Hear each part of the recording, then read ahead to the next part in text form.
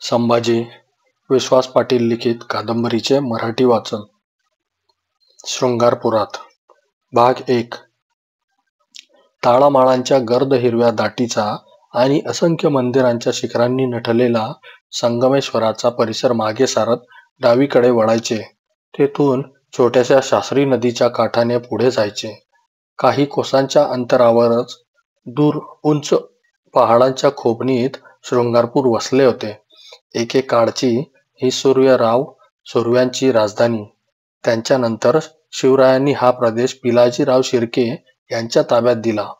त्याला लागूनच शिर्क्यांचा शिरकाण हा मुलूक पसरला होता. शृंगारपुराच्या पाठीशी सह्याद्रीची प्रचंड रांग आणि फताळे कडे होते.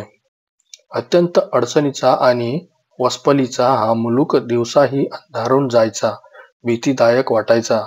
ह्याच कडे पहाडातून तिवरा घाटाच्या आणि मडे घाटाच्या अत्यंत बिकट वाटा चढून वर सह्याद्रीच्या माथावर पोहोचत. सह्याद्रीचा हा माथा ओलांडून खाली उतरले की पाटणचे खोरे लागायचे.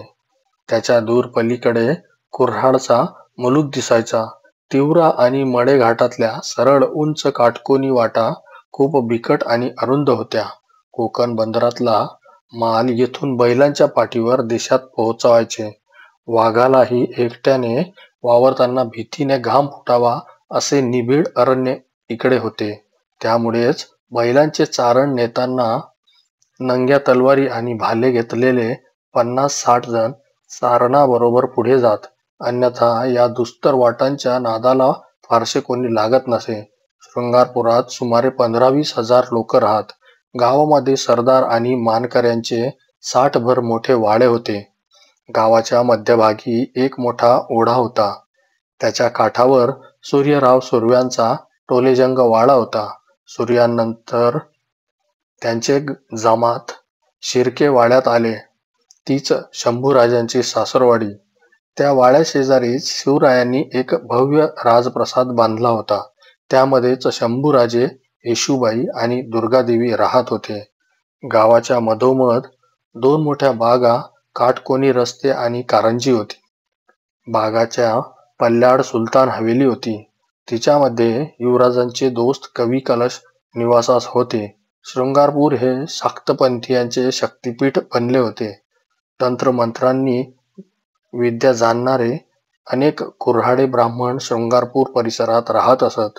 बंगालमधील राधा या शहरातून सिद्धयोगी नामक गुरूकडून तत्रोपासनेने शिक्षण घेऊन शिवयोगी इकडे आला होता. त्याची प्रचितगडाच्या वाटेवर एक मोठी गुहा होती. त्या गुहेत सल्लामसलत करायला शंभूराजे आणि कवी कलश अनेकदा जात. केशव उपाध्य आणि अनंत जांभेकर यांच्यासारखे अनेक शिष्य शिवयोगींना भेटले होते. सह्याद्रीच्या भव्य पर्वतरांगेवर प्रचितगड किल्ला नुकताच शिवरायांनी बांधला होता. तो शृंगारपुराच्या पाठीवरच होता. त्या किल्ल्याच्या माथ्यावरही तंत्रविद्येतल्या अनेक ब्रह्मऋषींनी आपले मठ उघडले होते. जागोजागच्या गुहा व्यापल्या होत्या.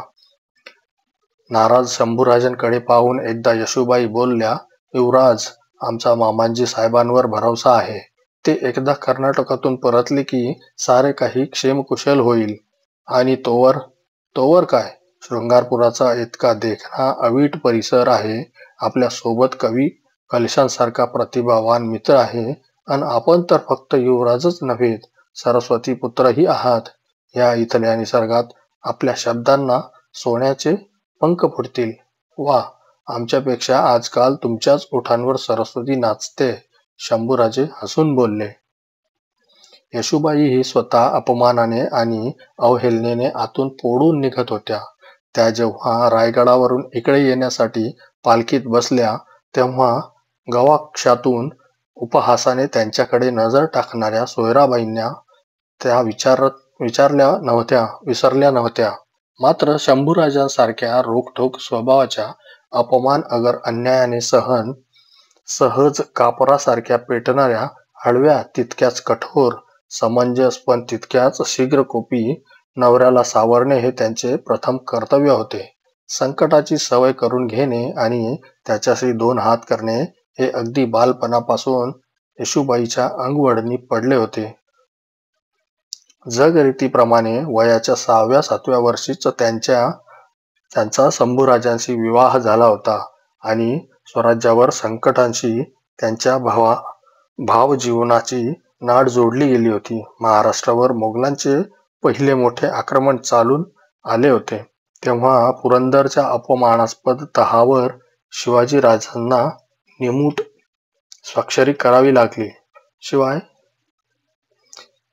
शंभूराजांसारख्या आपल्या अवघ्या 8-9 वर्षाच्या कोवड्या पुत्राला सोबत घेऊन आग्र्याची जुलमी वाट चालणेही त्यांच्या नशिबी आले होते. पिता-पुत्र अत्यंत उत्तर हिंदुस्थानात जाऊन तसे बरेच महिने लोटले. तशा इकडे रायगडावर जिजाऊ साहेब खूपच चिंताग्रस्त दिसू लागल्या. त्या आपल्या पुत्राच्या आणि लाडक्या नातवाच्या आठवणीने रात्री बेरात्री दचकून उठायच्या. पहाटेच्या घनघोर अंधारात पद्मावती तलावात जायच्या. कलश भरून तिथल्या पाण्याने शेजारच्या महादेवाला त्यांचा अखंड अभिषेक चालायचा. तेव्हा त्यांची चिमुरडी नात सूनही येशू ही त्यांच्या सोबत असायची. तलावाच्या काठावरच शंभूराजांच्या मातोश्रींचे सईबाईंचे वृंदावन होते. त्यालाही येशू नित्यनेमाने जलाभिषेक करायची. उत्तरेतून पिता पुत्र कधी परतणार याची खबर काही लागत नव्हती. मात्र अनेकदा खबऱ्यांकडून आणि वाटसरूंकडून नको नको ते ऐकायला मिळायचे. औरंगजेबाच्या मगरमिठीतून शिवराय सहजासहजी सुटणार नाहीतच, पण पादशहाच्या दिलामध्ये खोट आहे. दूर कंदाहारकडे शिवाजीराजांना पाठवून पादशहाला काही घातपात घडवून आणायचा आहे. राजांचा परस्पर काटा काढायचा आहे. या अशा खबरी कानावर आल्या की राजपरिवार हवालदिल होऊन जायचा.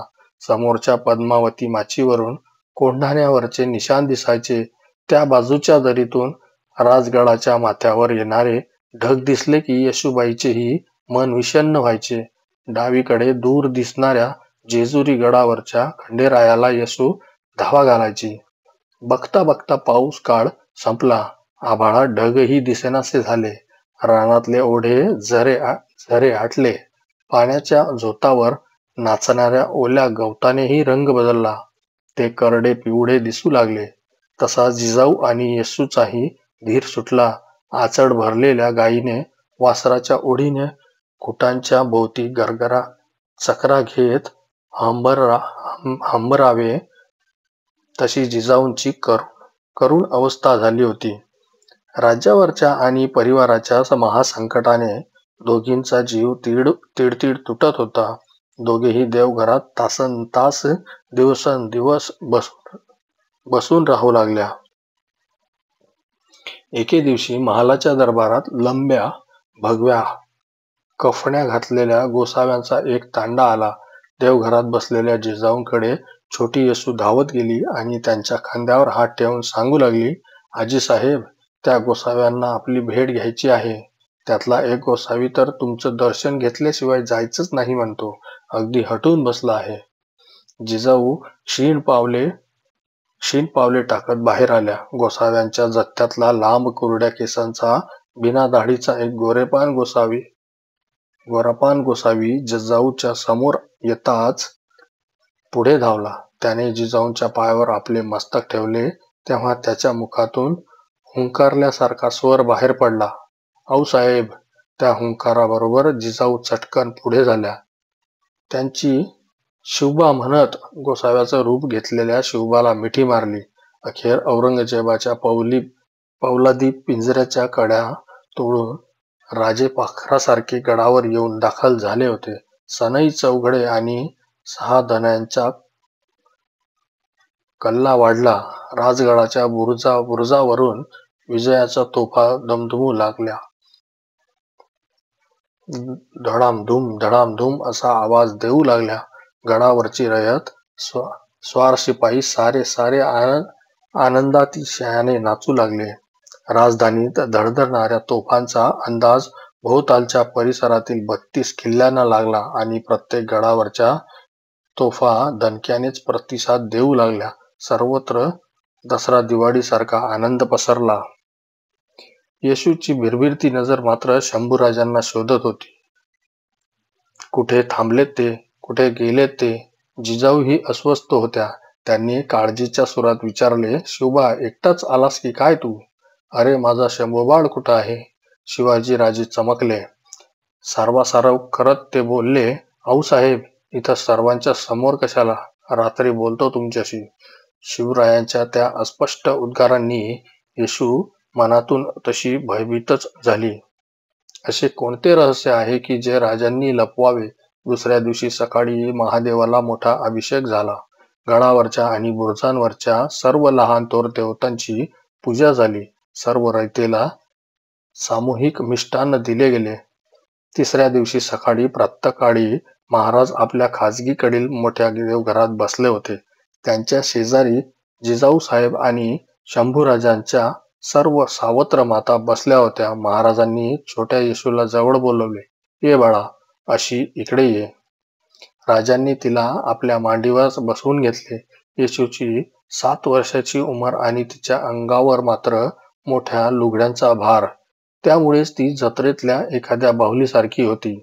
महाराजांनी वात्सल्याने मस्तकावरून हात फिरवला आणि दुसऱ्याच क्षणी तिच्या कपाळीचा कुंकवाचा मळवटही पुसून टाकला. जिजाऊ साहेबांसह सारा राजपरिवार अवाक झाला. त्यांनी राजांकडे रागाने पाहिले. मात्र शिवरायांनी दुःखाने ओथंबून गेलेली चर्या ही कोणाला पाहवत नव्हती. त्या केवळ कल्पनेनेच जिजाऊंच्या पायाखालची धरणी सरकली. बाळ शंभू, असा मोठ्याने हंबरडा त्यांनी फोडताच उभा महाल हुंदक्यांनी भरून गेला. लहानगी येशू पुरती गोंधळून गेली होती. तिच्या बालमनाला काहीच समजत नव्हते. दुपारी तिच्या सख्यांनी तिला समजावले, येशू तू खूप दुर्दैवी ग. आग्र्याच्या वाटेवर एका निबिड अरण्यात शंभूराजांचं घोड्यावरून पडून निधन झालं. दुसऱ्या दिवशी संध्याकाळपर्यंत शृंगारपूरची मंडळी आकांत करत रायगडावर येऊन पोहोचली.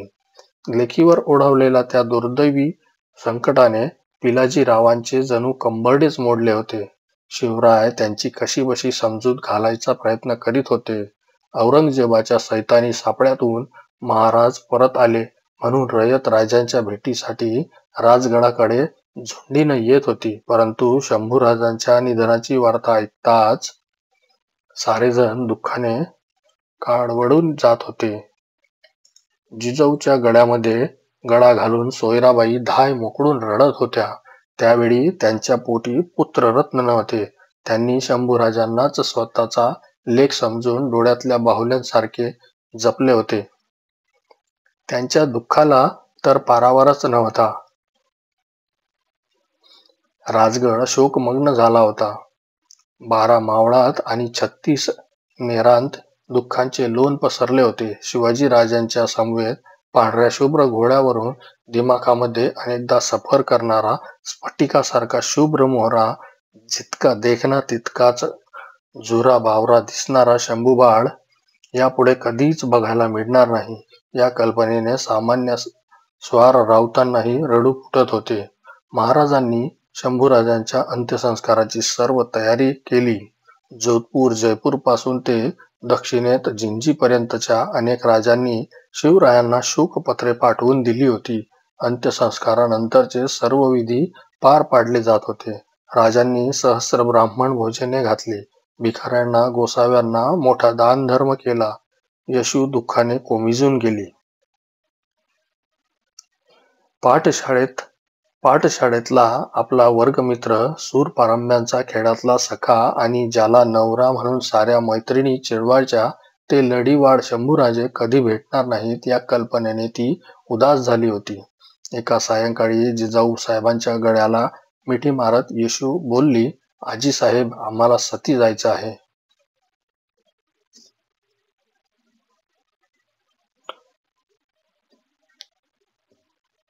सतीचा अर्थ, त्यातला दाह, अगर वेदना ह्या कशाचीही छोट्या येशूला कल्पना नव्हती.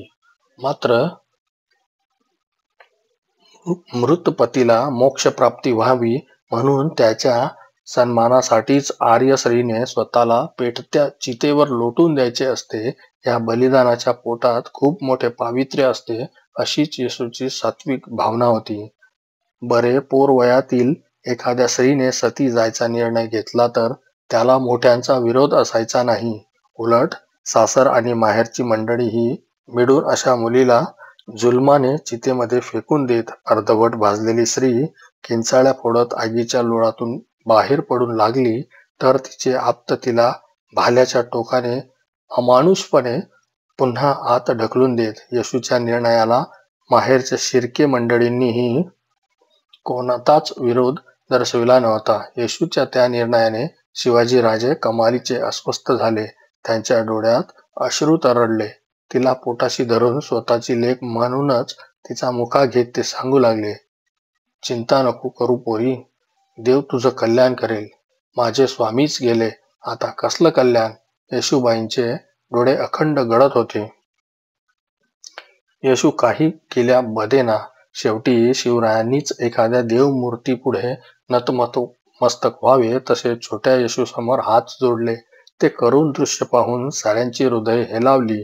शिवरायांनी मोठ्या कष्टाने येशूला सती जाण्यापासून परावृत्त केले. दिवस पाचोड्या सारखे उडून जात होते. गडावरून फिरताना आजूबाजूचे पांढरे ढग पाहिले की येशूच्या पोटात खड्डा पडायचा. त्यामुळेच शुभ्र वस्त्रे लेवून ती आपल्या बहुतांश वेळ देवघरातच घालवायची. खिन्न उदासवाणी होऊन घटकान घटका बसून राहायची. शिवाजीराजे आग्र्याहून रायगडावर परतले त्या गोष्टीला 2 मास आणि 8 दिवस सरले होते. येशू देवघराच्या काळोखातच बसून होती. तितक्यात कडाडत्या विजल्यांच्या गर्जनेने आकाश फाटून जावे तसे चारी बाजूंनी मोठे ध्वनी होऊ लागले. एका पाठोपाठ एक तरक तोफा धडाडू लागल्या. येशू घाबरली. तिच्या काळजाचे पाणी झाले. तिला जागेवरून नीट उठवे नाही. निश्चित घात झाला असणार. स्वराज्याच्या शत्रूंनी एकाच वेळी राजधानीवर चौफेर हल्ला चढवलेला दिसतो. परंतु तोफांच्या पाठोपाठच तुताऱ्या, शहादने अशी मंगलवाद्ये वाजू लागली. तरी येशूच्या गोंधळात अधिकच भर पडली.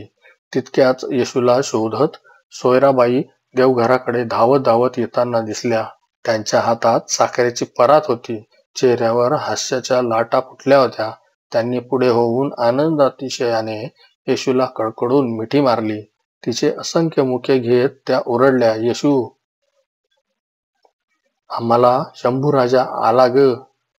येशू, आपला शंभूराजा आला ग. आमचा बाळराजा सुखरूप परतला.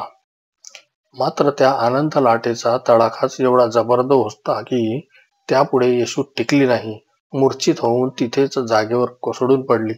मथुरेहून विसाजीपंत, काशीपंत आणि कृष्णाजीपंत हे तिघे त्रिमल बंधू जीवाच्या जोखमीने बाळराजांना घेऊन पावलोपावली संकटांशी सामना करीत राजगडापर्यंत येऊन पोहोचले होते. त्यांच्यासोबत ऐनवेशीतले कवी कलाश होते. त्या सर्वांच्या सन्मानार्थ राजांनी खास दरबार भरवला आणि त्रिमल बंधूंना विश्वासराव हा किताब बहाल केला. त्या प्रत्येक हत्ती, पालखी आणि उंची वस्त्रे असा सरंजाम देऊन त्यांचा सन्मान केला. विसाजीपंत कृतज्ञतेने बोलले, आम्ही आपल्या मोरोपंत पेशव्यांचे सख्खे मेव्हणे आहोत. त्यापुढं काळातही स्वराज्याची सेवा चाकरी करण्यात आम्ही स्वतःला धन्य समजू. दरबारानंतर महाराजांनी त्रिमल बंधूंना आपल्या खाजगीकडे बोलवून घेतले. आदराने पंक्तीस बसवले. त्या सन्मानाने तर तिघांनाही कृत्य वाटले. भोजनोत्तर प्रवासाच्या गप्पा सुरू झाल्या. तिथे छोटे शंभूराजे जिजाऊ साहेबांना चिपकून बसले होते, तर येशूबाई सोयराबाईंच्या मिठीत होत्या. महाराजांनी विचारले, विसाजीपंत, वाटेत तुम्हाला वेषांतरे करून तऱ्हेतऱ्हेची सोंगे घेऊनच इथपर पोचावं लागलं असेल ना? होय राजे, बहुतांश वेळा आम्ही युवराजांना जानवा आणि धोतर नेसूनच ब्राह्मणाचं बाळ म्हणून रूप दिलं होतं. त्यांच्या डोईच्या लांब केसांनी आणि निरागस बोलक्या डोळ्यांनी ते आमचे भाचेच वाटत. पण महाराज, आपण आणि बाळराजे आग्र्याहून निसटला आहात ही खबर सर्वत्र वाऱ्यासारखी पसरली होती. त्यामुळे पुढं पुढं आम्हाला बादशहाच्या वाटेतल्या ठाणेदारांकडून खूपच त्रास होऊ लागला. त्यांना खूप द्रव्य मोजावं लागत होतं. म्हणूनच आम्ही ठरवलं, मध्येच कृष्णाजी पंतांना आपले हसू आवरता येईना. तिघेही बंधू खूप हसू लागले.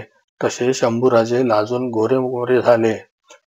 काशीपंत म्हणाले, शंभूराजांची ही अतिशय गौर पाणीदार चर्या आणि त्यांचा पुतळ्यासारखा रेखीव आखीव बांधा यामुळे संशय वाटू लागला. तेव्हा पुढची संकट टाळण्यासाठी आम्ही त्यांना चक्क लुगडं नेसवलं, गळ्यात दागिने घातले, नेत्रात काजळ भरलं. त्यामुळे आमची दासी म्हणून शंभूराजे प्रवासात सहज खपून गेले. खाजगीकडे हास्याची मोठी लहर उठली. युवराजांच्या श्रीवेषांतराच्या कल्पनेने तर येशूची खूपच करमणूक झाली. त्रिमल बंधू निघून गेले. शंभूराजांची आणि कवी कलशांची आग्र्यामध्ये गट्टी जमली होती. ते दोघेही तेथून बाहेर पडले. तसा सारा राणीवसा थोरल्या महाराजांवर तुटून पडला. युवराज जिवंत असताना राजांनी त्यांचे अंत्यसंस्कार करायला सर्वांना भाग पाडले होते. त्यामुळे सोयराबाई रागाने नुसत्या थरथरत होत्या. जिजाऊ साहेबांच्या नजरेस नजर द्यायचे राजांना धाडस होईना. राजे खाली मान घालत बोलले, दुसरं तरी आम्ही काय करणार होतो आऊसाहेब? तो औरंग्या तर केवळ पशूच्या काळजाचा. आपल्या तिन्ही भावांना दगलबाजी करून ठेचून ज्याने मारलं, त्या दुष्टांच्या हाती जर आपलं शंभूबाळ लागलं असतं तर त्यानं त्याचा ओलिसासारखा वापर करून आपलं स्वराज्यही घडवण्याचा घाट घातला असता. पण म्हणून त्यांचे अंत्यसंस्कार करायचे? आऊसाहेब, मान्य, आमचा निर्णय खूप कठोर आणि अमानुष होता. परंतु यामुळेच औरंगजेबाकडून शंभूबाळाच्या होणाऱ्या पाठलागाचा विषय कायमचा निकालात निघाला. आम्ही इतके कठोर न होतो तर मात्र खरंच बाळाच्या अंत्यसंस्काराचा दुर्दैवी प्रसंग आम्हावर ओढवला असता. अरिष्टांच्या कल्पनेने जिजाऊ साहेब थरथरल्या. त्यांनी शंभूबाळांना जवळ बोलवले. त्यांचा गोड हलकासा पापा घेतला. त्याच वेळी त्यांनी राजांना बजावले, शिवबा, हा असा गुन्हा पुन्हा करू नकोस. राजकारण तुमचं घडतं, जीव मात्र आमचा जातो.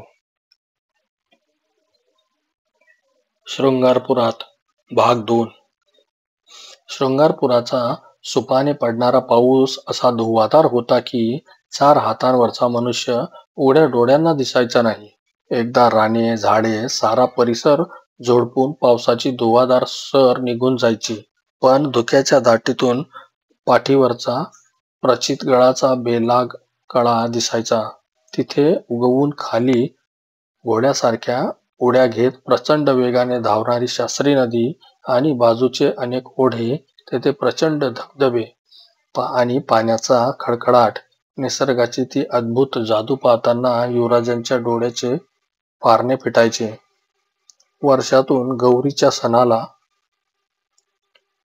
माहेरी परतणाऱ्या सासूरवाशिनीच्या उत्साहाने पर्जन्यधारा 4 महिने नुसत्या धिंगाणा घालायच्या. शृंगारपूर आणि त्याच्या पाठीशी खड्या असलेल्या सह्याद्रीच्या 2 अजस्र डोंगर रागांनी केलेला काटकोन, ह्या दोन्हींच्या मध्ये अनेक महावृक्ष उभे होते. कधी कधी वाऱ्याच्या अंगात यायचे. तो पिसाटल्यासारखा वृक्ष राजींमध्ये घुसायचा आणि वेडूचेच नव्हे तर महावृक्षांचेही अंग पिळवून काढायचा. कविराज, काय करायचं? एकदा वैतागून शंभूराजांनी विचारले. कशाचं राजन? इथं शृंगारपुरात काव्यलेखनाचा आनंद आणि निसर्गाचा सहवास लाभतो, पण तेवढ्याने आमची तृणा भागत नाही. आमची अवस्था जडा विना मासा अशीच झाली आहे. राजन, गेली अनेक वर्ष अगदी आग्र्याच्या औरंगजेबाच्या दरबारापासून ते फोंड्याच्या लढाईपर्यंत आम्ही जडीस्थळी आबासाहेबांच्या सोबत होतो. जन्मभर त्यांचा उबदार सहवास होता. पण लेखनी बहादुरांनी बोलल्याप्रमाणे आपल्या एका हलक्याशा फटकाऱ्यांनी तुम्हाला गारद केलं. पित्याच्या मायेपासून छिनून बाजूला काढलं ते खरं नव्हे कलश?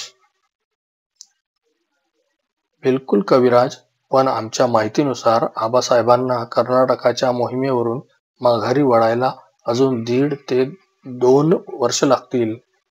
काव्यानंदाच्या कैफात मेंदूची तहान भागत होती, पण अंगातल्या सळसळत्या मर्दांनी रक्ताचे काय करायचे? शंभूराजांची आणि कविराजांची मसलत होती. व्यायामासाठी 5 मोठे आखाडे बांधायचे ठरले. शंभूराजे शृंगारपुरी आल्याची वार्ता सर्व प्रभावळी प्रांतात झाली होती. त्यामुळे अनेक रणताटी पोरे रोज त्यांच्या अवतीभोवती गोळा होऊ लागली. युवराजांसमवेत तालीमबाजीचा आनंद उपभोगू लागली. दाभोळ आणि राजापूरकडच्या बंदरात येणाऱ्या फिरंग्यांकडून एक नवी गोष्ट समजली होती. तिकडे सातासमुद्रापार म्हणे राजाचे बारमाही खडे लष्कर असते. मराठा गड्यांसारखी पावसाळ्यात भात शेती आणि हिवाळ्या उन्हाळ्यात तलवार हाती तशी तऱ्हा तिकडे नसते. सर्वानुमते निर्णय झाला. चेवूल, दाभोळ आणि राजापूर बंदरातून मोठ्या पाठीची, जाडजूड हाडापेरांची, उत्तम पैदाशीची घोडी विकत आणायची. प्रभावळीतीलच धाडशी पोरे गोळा करून तूर्त किमान नवे 2,000चे अश्वदळ बांधायचे. तेव्हा सरदार विश्वनाथ बोलले, युवराज, शृंगारपुरात तुमच्या दिमतीस 5,000ची फौज असताना हे आणखी कशासाठी? आमचं हे नवं अश्वदळ मोठं हिंमतबाज असेल, ते आम्ही अशा ईर्षेने बांधू की जिथं तिथं ही घोडी भविष्यात भरारी मारतील. तिथं तिथं ही शृंगारपुरी अश्वदैवल म्हणून ओळखली जाईल. ठरल्याप्रमाणे गोष्टी पार पडत होत्या. नव्या उत्तम घोड्यांची खरेदी झाली. शंभूराजांनी सामान्य कुणबी 12 बलुतेदार आणि 18 पगड जातीतून सारे कष्टाळू वीर आपल्या भोवती गोळा केले. प्रत्यक्ष युवराजांच्या फौजेत झुंजायला मिळणार या कल्पनेनं माळा मुरडावरचे ते काटक वीर ईर्षेने पुढे सरसावले. घोडदळातला आकार येऊ लागला. लांब लांबड्याच्या दौडी सुरू झाल्या. समोरचा प्रचितीगडाचा काटकोनी कडा चढायला खूप अवघड. तरीही ते तरणे ताठे वीर ईर्षेनं घोडी वर घालायचे. त्या उभ्या कडसाडीच्या वाटा चढताना घोडी चराचरा वाकायची. घामाघूम व्हायची. उद्या जाडातून, चिखल पाण्यातून, अगर आगीतूनही घोडी पुढे दामटायची जय्यत तयारी शंभूराजे करून घेत होते. त्या घोड्यांच्या आणि माणसांच्या कसरती बघायला आजूबाजूच्या गावातून अनेक बघे गोळा व्हायचे. शंभूराजांच्या आणि कविराजांच्या अंदाजाप्रमाणेच घडले. एके दिवशी रायगडाकडचा खलिता येऊन सरदार विश्वनाथ सामोरे आले आणि दबक्या आवाजात म्हणाले, युवराज, राहुजी सोमनाथांचा खलिता पावला आहे. त्यांना आपला एक छोटासा खुलासा हवा आहे. पंतांना युवराजांचा खुलासा विचारायचा काय अधिकार? कविराजांनी विचारले. बरं, त्यांचा मुद्दा तरी काय? शंभूराजे, थोरले महाराज कर्नाटकात आहेत. त्यांची अगर रायगडाच्या फळाची पूर्व परवानगी न घेता आपण नवी फौज कशी बांधू शकता? का नाही? कलश,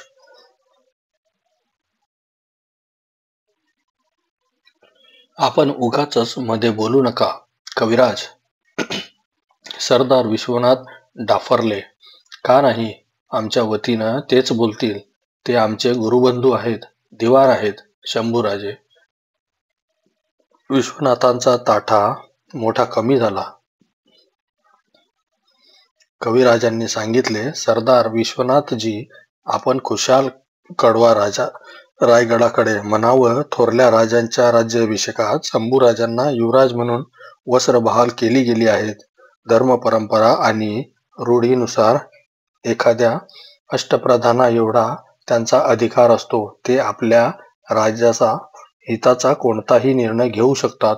सरदार विश्वनाथांनी खाली मान घातली. ते जायला निघाले. तेव्हा शंभूराजे त्यांच्या जवळ जात मृदू आवाजात विचारू लागले, विश्वनाथ काका, काय म्हणायचं ह्या कारकुनी जाचाला? असा पुन्हा पुन्हा आमचा तेजोभंग करून ही मंडळी जाणून बुजून का बिथरवतात आम्हाला? सांगा त्यांना, आम्ही इकडे आखाडे उघडले आहेत, जनाने नव्हे. तुम्हाकडून म्हणावी कौतुकाची अपेक्षा कधी नव्हतीच, पण ही नुसती कुरकुर तरी कशासाठी करता? आम्ही आमच्या मर्यादेने राहतो आहोत, तुम्ही तुमच्या मानानं राहा. शृंगारपुरात भाग 3. प्रचितगडाच्या शेंडीवर कावड्याच्या डोळ्यांसारखे निवड शंख थंडगार पाण्याचे अनेक टाके होते. त्या जलाने तहान मरून जायची. सह्याद्रीच्या माथ्यावरून युवराजांची नजर कधी कधी समोरच्या वारणेच्या विशाल खोऱ्याकडे धावत जायची. तिथेच पुढे होता दूर अंतरावर पन्हाळगड. त्या गडाच्या रेषेतच पुढे विजापूर, आणि विजापूरकडचा मुलूक म्हणजे कर्नाटक आणि तमिळ देश. तिकडेच युवराजांच्या उभ्या आयुष्याचे संचित, जीवनातले सत्य, शिव आणि सुंदर सारे काही असलेले शिवाजीराजे होते. त्यांच्याच मंत्र पावलांकडे युवराजांची नजर लागायची. जीव हुरहुरून जायचा. सायंकाळी रानातून परतणाऱ्या गायीच्या ओढीने वासराने मेढीला धडक मारावी, पक्षिणीच्या भेटीसाठी पाखराचे हृदय हलके व्हावे, सख्या जिवलग मित्राच्या भेटीसाठी मैत्रीण वेडीपिशी व्हावी, देवाच्या पायरीकडे बघताने धाव घ्यावी, त्याच औत्सुक्याने, लालसेने आणि ओढीने संभाजीराजे आपल्या पित्याची प्रतीक्षा करत होते. येशूबाईंना शृंगारपुरातच दिवस गेले होते. पोटातले बाळ दिसामासाने मोठे होत होते. शय्यागृहात येशूच्या पोटावरून आपली लढीवाढ बोटे फिरवत युवराज विचारायचे, येशू, कधी भेटायचंय ग आबासाहेबांना? आपण म्हणाल तेव्हा. नाही, अशा रिकाम्या हाताने जायचं नाही. ओट्यात बाळराजा घेऊनच रायगडावर जाऊ. लागलेच आबासाहेबांचं आणि जगदीश्वरांचं दर्शन घेऊ. शृंगारपुराचा अवघा परिसर म्हणजे वनदेवतेचे अपूर्व लेणे, निसर्ग देवतेचे भक्कड देणे. इथला आषाढाचा धुवाधार पाऊस नुकताच कुठे थांबला होता. भांग पाजलेल्या घोड्यांप्रमाणे प्रचितगडाच्या अंगाखांद्यावरून खाली उताराकडे धो धो वाहणारे मोठे मोठे ओढे हातासे कुठे मनुष्य प्राण्यांना उतार देऊ लागले होते. अलीकडच्याच काही दिवसात काळ्या भिन्न मेघांच्या दाटीतून कोवडी सूर्यकिरणे धरतीवर उतरू लागली होती. श्रावण मासात घटिका 2 घटिकांनी मध्येच एखादी पावसाची सर धावून यायची आणि फुलपाखरांच्या थव्यासारखी भुरकन निघून जायची. शृंगारपुराच्या माळावर आता उन्हे पाडसासारखी बागडू लागली होती. पाण्याने समढळ भरलेली भात खाचरे तृप्त दिसू लागली होती. माळरानावर तेरड्यांची तांबूस गवर फुलांची दाटी होऊ लागली होती. त्यांच्या भांगातून मध्येच उगवणारी शंकुरबाची पांढरी धोड फुले उनाट तरुणासारखी उगाचच हसताना दिसत होती. कविकलश हे शंभूराजांचे दोस्त, गुरु, दिवाण आणि दिवाने सारे काही होते. शंभूराजांच्या दिलामध्ये आणि दरबारामध्ये त्यांना एक आगळे स्थान होते.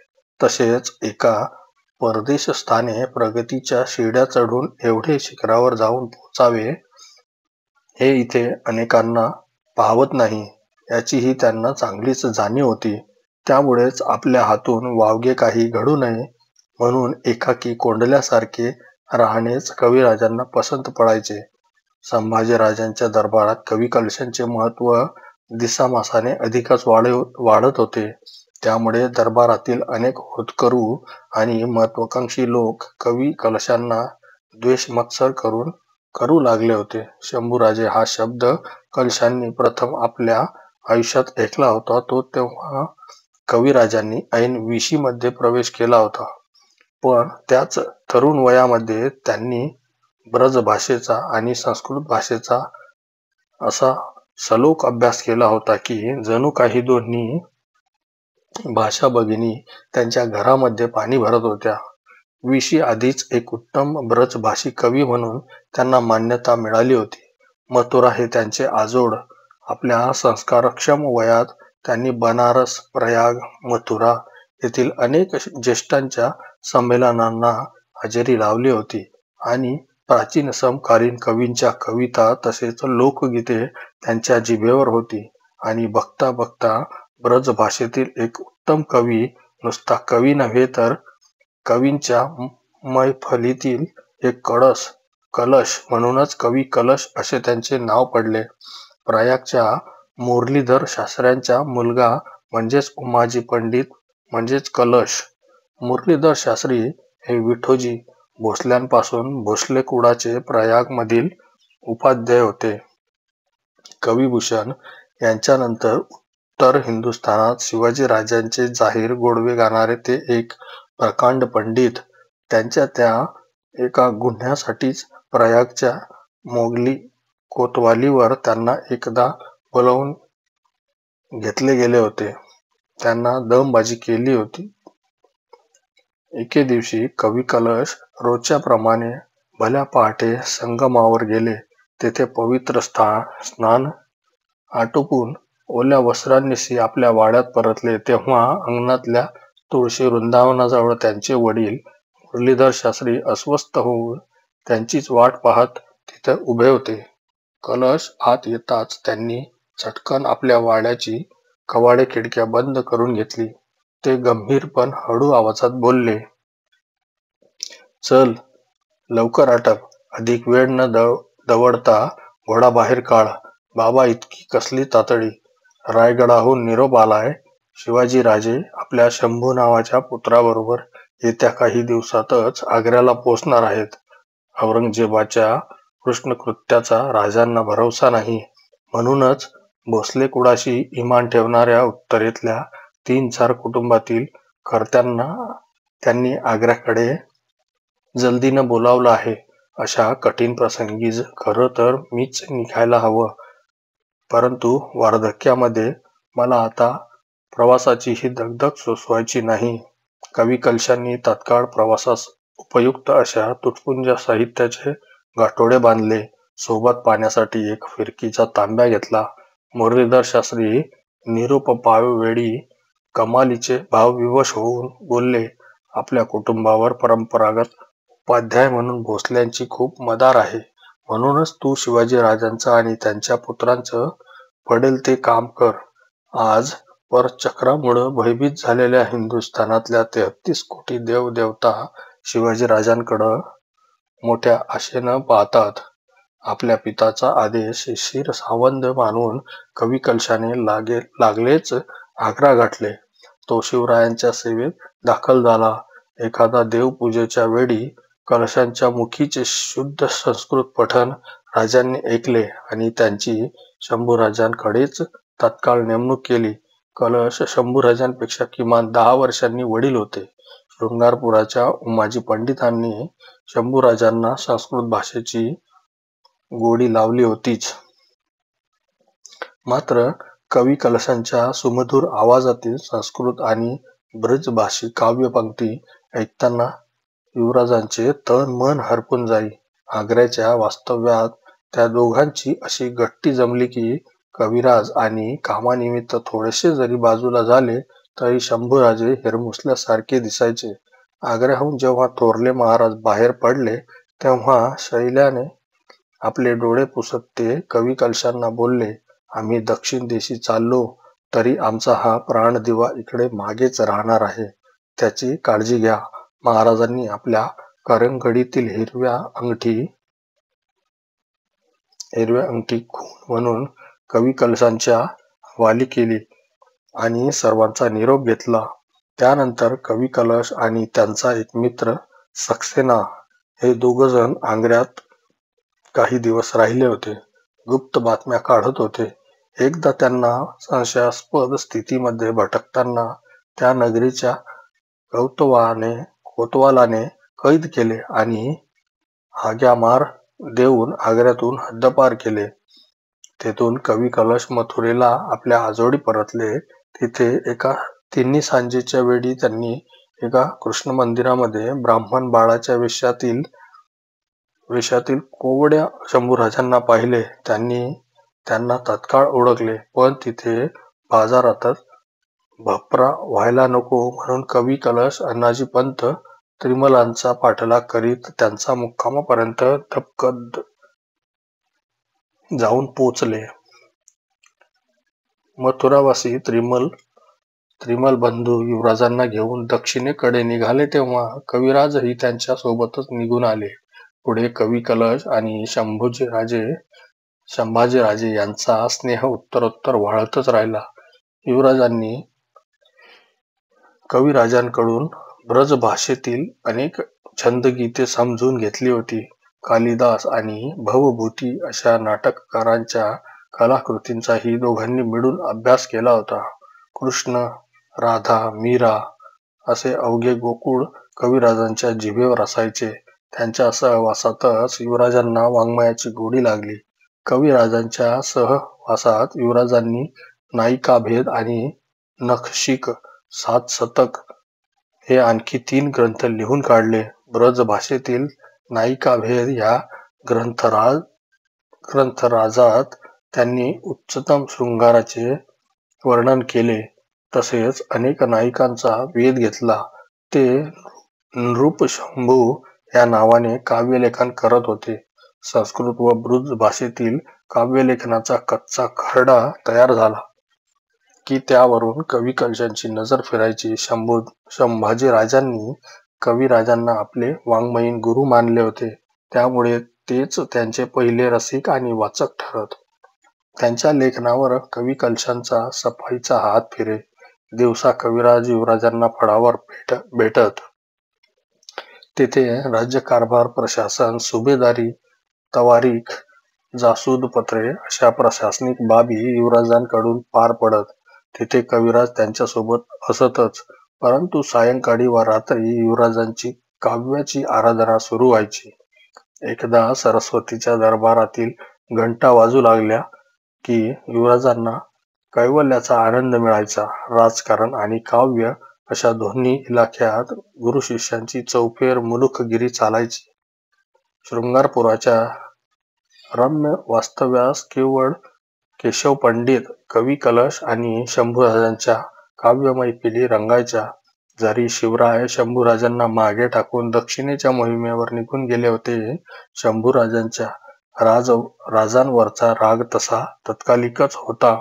परंतु आपला कर्तृत्ववान पिता, आई भवानी हे कुलदैवत, विद्येचे देवता गणेश, शिव आणि पार्वती या प्रियतम साऱ्या गोष्टी त्यांच्या मनाचे कोपरे पुन्हा पुन्हा उजळून टाकीत होत्या. त्यांना काव्याचा सुगंध लाभू लागला.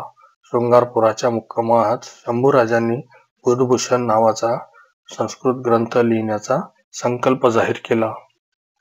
जसजसे श्लोक हातावेगळे व्हायचे तसतसे राजे कवी कलशांना अवलोकनार्थ द्यायचे. त्या सकाळी आपल्या पुण्यप्रतापी पित्याचं वर्णन करणारा श्लोक शंभूराजांनी लिहून हातावेगळा केला. त्यावरून कलशांनी नजर फिरवली. ते मोठ्यानं वाचू लागले.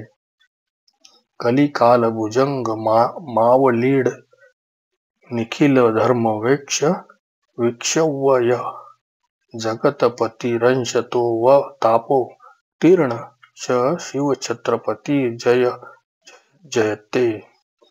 कलिकापरूपी भुजंग दाखवितो तो विडका करीतो धर्माचा रास. तारण्या वसुधा अवताराला जगपाल त्या शिवबाची विजय दुधंबी गरजू दे खास. कविराज जमलंय काव्य. वा, आम्ही तुम्हाला नृपशंभू उगाच म्हणत नाही. वा, संस्कृत सारखी देवभाषा आपल्या आजोबांपासून शहाजीराजांच्या काळापासून भोसल्यांच्या घराण्यात कशी आली आणि नांदते हेही दिसतं या निमित्तानं.